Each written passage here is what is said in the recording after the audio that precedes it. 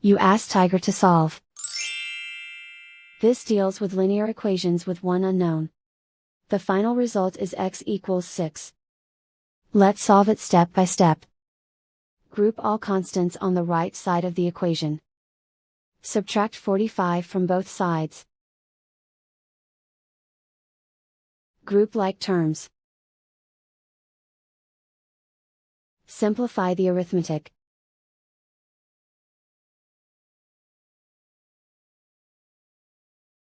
Isolate the x. Multiply both sides by inverse fraction 6 over 5. Group like terms. Multiply the coefficients. Simplify the fraction. Multiply the fractions. Simplify the arithmetic. And so the final result is x equals 6.